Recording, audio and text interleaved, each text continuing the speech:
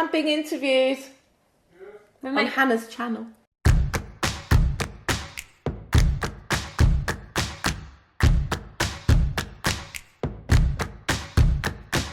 Hey guys, welcome to episode 4 of the Hormone Diaries. This episode is an interview with my mum about her contraception and period stories and all of that kind of stuff. But before we get into it, I thought just do a little update. Tits really hurting right now in this moment. So I think that means that my next period is due kind of like any minute now. It has been 6 or 7 weeks since my last one, but I kind of expected it to be irregular at the beginning, so no alarm bells ringing. Also, I wanted to talk about everything that's been going on in the news recently with regards to the pill. If you didn't see, the reports of a Danish study were published that found a link between hormonal contraception and depression. This is something that people kind of already knew from anecdotal evidence, but this is like the first official study with data kind of proving it almost, or like showing a very clear link. Your mood and your emotional health is linked to hormones and your lifestyle. So like eating and sleeping and exercising change your hormonal balance and impact your mood. But it's difficult to see the direct impact of hormonal contraception on your mood because there are so many other factors at play, like other hormones like melatonin, which is the sleep hormone, and cortisol, which is the stress hormone. And both of those things can also impact on depression and mental and emotional health. So it's interesting. There's a lot that we do not know about the pill, but it looks like that some people are starting to study it and some people are starting to give a damn about female health. So it'd be interesting to hear what you guys all think of that and if you find any other studies or articles and stuff that explain more. But now let's get into it. Here is the chat I had with my mum. This is my mum, Debbie. Hi. Yeah! Yay! I'm thinking about maybe getting the coil. And I know that you have had the coil. Just leap in there. Yeah. Right, there's no warm-up to this conversation. All right, tell me about the coil, Mum. Well, I had it after having you and Leah. Oh, okay. So, you know, I was definitely not wanting to get pregnant for quite some time. Mm-hmm. I had different ones. Oh, so you had like the copper I had coil the normal and the Mirena coil to start with. Which is the normal one? The copper coil. The copper. When so you have periods. Yeah. 2 lots of them. And then my periods were getting longer and heavier and stuff. And then they told me about this Mirena coil. Yeah. Which is brilliant because you just don't have periods at all. I love that. I need to have periods. You don't need to have periods. No, lots of women go saying, oh, don't you want to bleed? It's like, no, you want to know about your fertility and things like that. So I'm not interested in my fertility. Yeah, you're just like, I'm done. I'm done. It's absolutely fantastic in terms of, obviously throughout that period I've been just with your dad. Yeah. So it's just like not having to think about contraception at all. It's just, it's there for 7 years. It's hell on earth having it put in. Really? If you've had a smear. I've not had a smear yet. Okay. Well, anyone that's had a smear, it's like loads worse than that. But then the pain is not forever. Yeah. Your body sometimes tries to reject it, so you sort of almost go into labour. Yeah, that's what I've been told, that but you basically get... the first time I had it in, I wasn't warned at all, and I went to just go straight into work, and I thought I was driving, so I just left and drove. And I thought I was in labour and I shouldn't have driven to work. No one explained anything to me. I remember you coming home one day after you had the Mirena put in, like the last Mirena you had, and you said the doctor was just like, well, that'll see you through. Oh, I know. Do you remember that? Yeah, definitely. I quote that all the time. Definitely. So I was about 45, maybe. She went, well, that'll see you through. And I thought, well... I don't feel like I'm through. You know, I wasn't planning on having more children, but you still think you could if you wanted to. How's menopause treating you? So, it's a breeze. It's a breeze, I think. Are you on the other side yet? Are you still in it? I don't know. That's a funny story if you want to hear that. When I got the last one out. Oh, yeah. I went to get it out purely because I was having other issues and I thought maybe the coil was causing it. So I'm there at the sexual health clinic and I'm looking at all these young people and I'm thinking, I wonder why they think I'm here, because I know what. Got it taken out and she said, well, even though I had to have blood tests 2 years ago that said that I was officially in menopause. She said, well, how many blood tests have you had? And I went, only one. She says, well, you never know.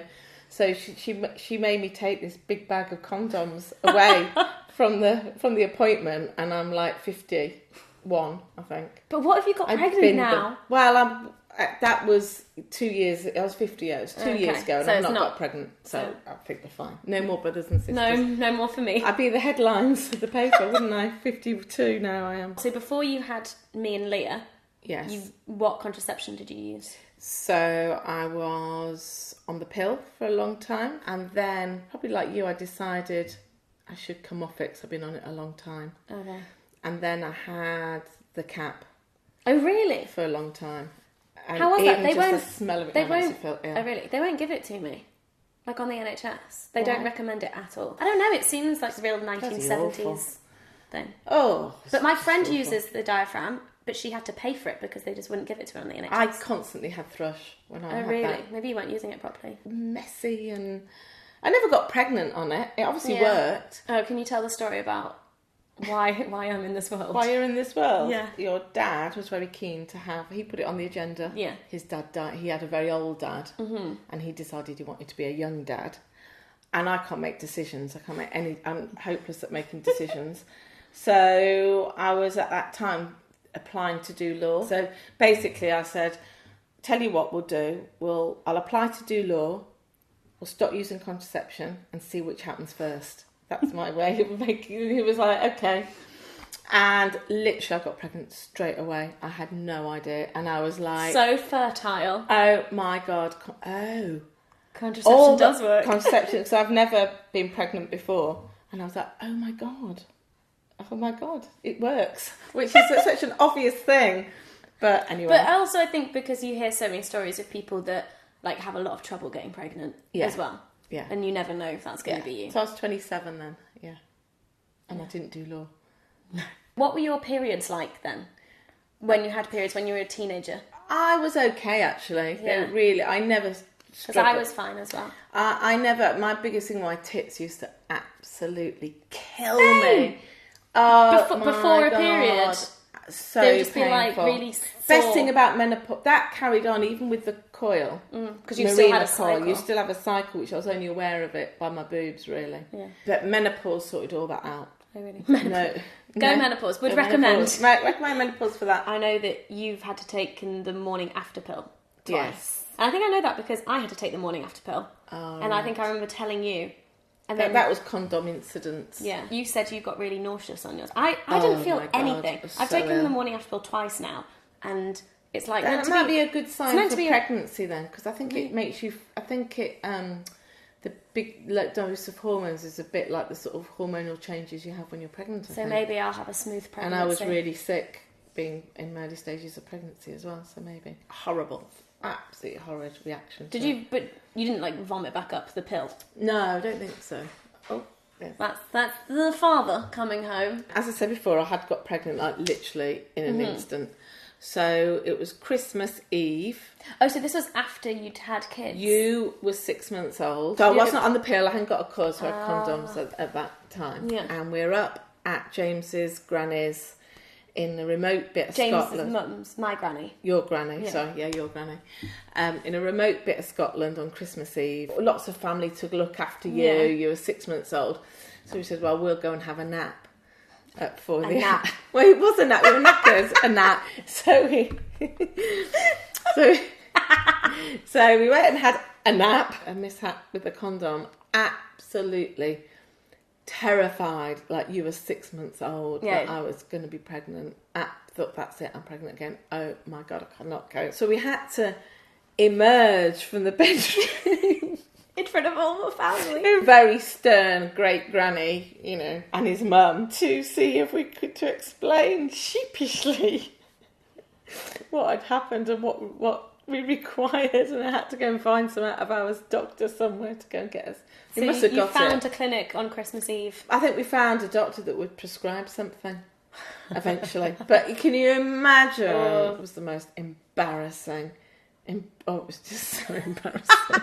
I think it was the summer after that, and we're in France, and same thing happened, the mishap with the condom, having to then try and communicate in French to somebody somewhere. It just really reminds me of that scene in where Bridget Jones. you could possibly explain A, what had happened, B, what you do about it, where'd you go, going into a chemist and the farmers, it was just awful. We did find someone eventually. I think there was lots of miming going on. No good. No, it wasn't. Not quite like that. So what do you think I should do then? I think the coil is a bit severe when you're not. It's very long term. It's like, for the amount, and I think it's even more painful if you haven't had children. And actually, that was the first thing my doctor asked me, was if I'd been pregnant. If you're going to have a coil, I'd have the Mirena Coil, which is hormonal. I don't want. But why would you want a method of contraception that makes you have more painful periods and longer periods? I just want periods. Yeah, but have them. Use a condom or something else. Yeah. The Mirena Coil is absolutely brilliant. I've heard wonders about the Mirena Coil. But it might be 7 years, darling. You'll be like 32. Do you really? What? You don't know where you're at in 2 years' time. You might decide you want children. In 2 years' time. You don't know. Things happen very quickly. Well, having that couple, it was horrendous.